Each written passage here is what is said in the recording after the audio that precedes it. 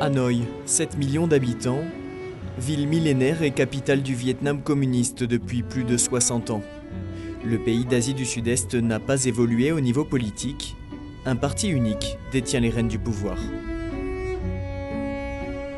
Le Vietnam connaît en revanche une métamorphose économique saisissante depuis les années 1990. Hanoï en est la parfaite illustration, un mélange étonnant de tradition et de modernité. Derrière une façade idéologique, la mégalopole est peu à peu gagnée par un capitalisme galopant. Si quelques-uns font fortune, beaucoup échouent dans les quartiers des périphéries comme celui de Phuoc Thanh. Les petites sœurs de Jésus de Charles de Foucault se sont installées ici voilà une vingtaine d'années, au milieu des plus pauvres. Emmanuel, Marie et Johan font aujourd'hui leur tournée de visite aux habitants. Les logements sont insalubres et souvent la place manque, comme dans cette famille qui se partage tout juste quelques mètres carrés. Les parents, avec lui, ils dorment ici. Et ici, c'est une fille de 15 ans, elle dort ici. Les petites sœurs de Charles de Foucault sont une présence auprès de ses habitants qui vivent dans une grande précarité et se retrouvent aux marges de la société, à l'image de Phueng, qui a tout perdu dans un drame familial. Mon mari est mort il y a 3 ans dans un accident de pêche. J'arrive à vivre en revendant sur le marché quelques poissons et des crevettes que j'ai moi-même achetés. Je suis toute seule maintenant. Voyez, mes 2 fils sont morts aussi avec leur père. Être proche avec les gens, ça c'est une façon d'évangéliser. Comme le pape François maintenant, il dit sortir de l'église, sortir pour aller vers ces gens rejetés par la société. Parce qu'ils habitent ici, mais pas officiel. Ils sont venus de loin pour trouver un petit appartement comme ça. Ils gagnent le travail très précaire. Parfois, ils gagnent quelque chose, parfois non. Et on vient pour visiter Jésus là. La congrégation des Sœurs de Charles de Foucault compte une 50aine de consacrés. C'est donc l'une des plus petites au Vietnam. Les quelques religieuses installées dans le quartier de Phuoc Thanh sont à peine tolérées par les autorités, tant que leur œuvre ne fait pas trop de vagues. On a quand même une vie très enfouie, cachée, on ne fait pas des grandes œuvres. Mais je crois que dans les congrégations avec plus d'œuvres, par exemple les écoles, tout ça, elles ont beaucoup d'interdits. Je crois qu'il faut donner de l'argent aussi. Les choses peuvent s'arranger avec l'argent. Et de fait, la corruption gangrène la société à tous les niveaux.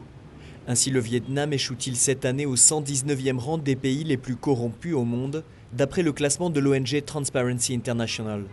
Une situation que l'Église subit, mais les arrangements, les cadeaux ou les échanges de bons procédés ont toujours existé dans la société vietnamienne. Le régime communiste y a ajouté la contrainte. Un rapport des Nations Unies soumis au Conseil des droits de l'homme cette année dénonce d'ailleurs les contrôles, les menaces et les pressions du pouvoir sur les communautés religieuses.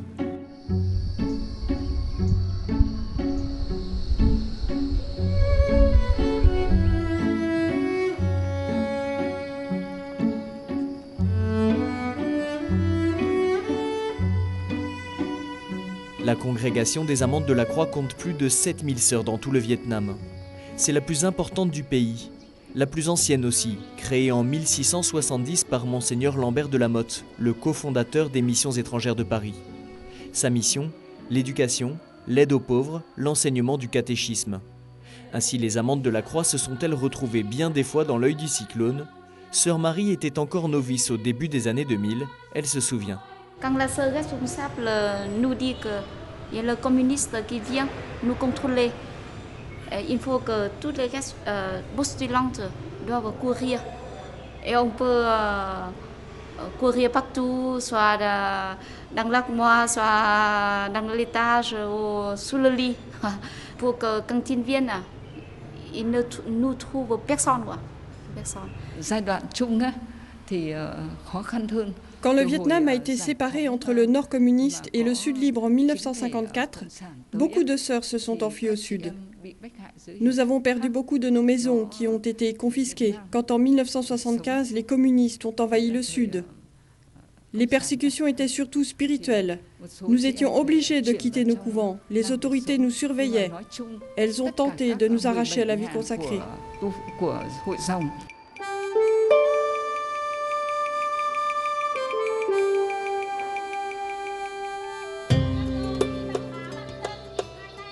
Pourtant, durant toutes ces années, l'annonce de la foi ne s'est jamais interrompue mais a été freinée. En 1986, le Vietnam prend un tournant et vit sa perestroïka, c'est l'ouverture à l'économie de marché et dans son sillage, une plus grande ouverture à la liberté religieuse, notamment depuis le début des années 2000, malgré un équilibre encore aujourd'hui très précaire.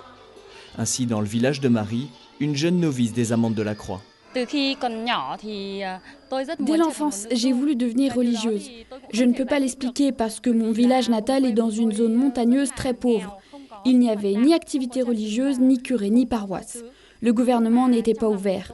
C'est mon père qui m'a transmis les rudiments du catéchisme. Quand je suis entrée au lycée, un prêtre est venu, puis des religieuses pour évangéliser. Aujourd'hui, je prie pour les missionnaires. Mon cœur est tourné vers les lieux de mission. Nous-mêmes, nous allons dans le paroisse, nous enseignons le catéchisme. Et ensuite, nous accompagnons avec leurs activités. Par exemple, accompagnons les groupes, les jeunes. Parce que dans nos travail, dans nos soins, nous donnons l'amour de Dieu, nous donnons les paroles de Dieu aussi. Depuis la fin des années 1980, les congrégations religieuses connaissent un essor très important au Vietnam. Les effectifs ont doublé, voire triplé, comme dans le diocèse de Hanoï, qui compte plus de 500 sœurs aujourd'hui, contre moins de 200 il y a 25 ans. Les religieux sont très respectés dans la société, un contexte porteur où le discernement demeure essentiel. Certains jeunes sont attirés par la vie religieuse pour de mauvaises raisons. Par exemple, poussés par leurs parents qui veulent qu'ils soient respectés, qu'ils reçoivent une bonne éducation.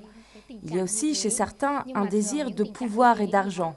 En général, ces cas ne durent pas longtemps, ils abandonnent ce chemin assez vite. Si les vocations religieuses augmentent chaque année, le nombre de catholiques stagne à moins de 7% de la population.